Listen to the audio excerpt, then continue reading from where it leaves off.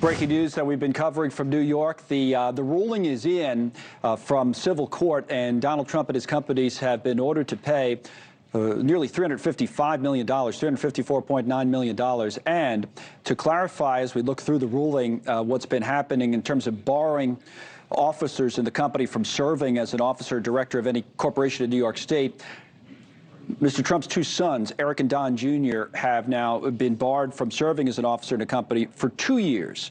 The former president has been barred from serving as an officer in a company in this state for 3 years. That's the ruling just in from Judge Engeron in the civil court in New York State. So we have Misty Marris, Bernarda Villalobos with us. We'll get to Laura Ingle at the courthouse as well for some more reporting and analysis on all of this. We've had just a second to look through this, and Misty, I'll start with you in terms of what stands out and what people should be focused on. What would you say? So as we were talking about the limitations on Donald Trump Jr., and Eric Trump, it did not go so far in this court order to liquidate the Trump organization, to cancel those business certificates, which was something that was at issue at the beginning of the trial. So, like we were talking about, right, it didn't go as far to their detriment as it could have. This statute gives the Attorney General a wide range in order to impose these penalties, and the judge, since this was a bench trial, has a lot of discretion in what he does. And one of the central focuses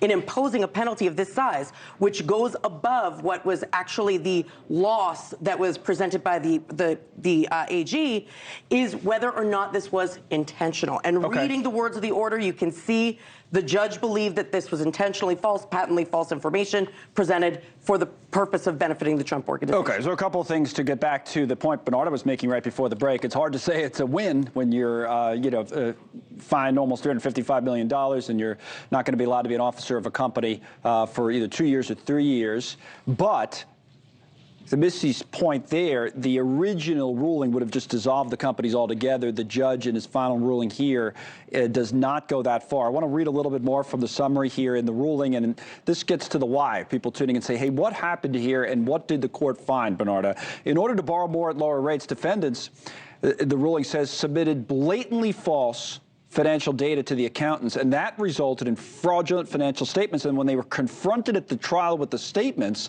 the defendants' fact and expert witnesses simply denied reality, and the defendants failed to accept responsibility or to impose any kind of internal controls to prevent future recurrences. So Bernarda, pick up on that because it gets to exactly what was at the heart of this case, is that they presented false information when people came and questioned them about it. They put experts up there that just denied what happened, and it came and ruled against them.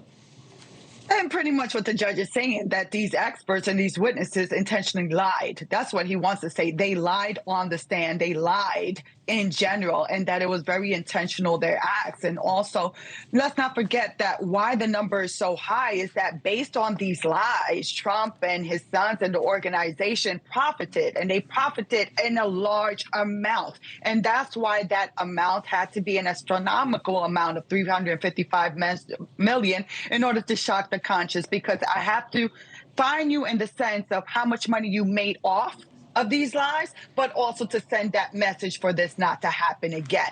But also in the ruling, we have to look that the judge also ordered that an independent monitor should also be assigned to these businesses. And why is that important? Because an independent monitor is going to be overseeing the business interactions on a daily basis. And that independent monitor is going to be reporting back either to the court or to another organization or an entity about what is going on in these businesses. So while the judge didn't say, I'm going to shut down your business in general, he's still providing this oversight to get the information as to what's going on in these businesses after this decision has been made. And even as we talk about that decision with Bernarda and Misty, you see now on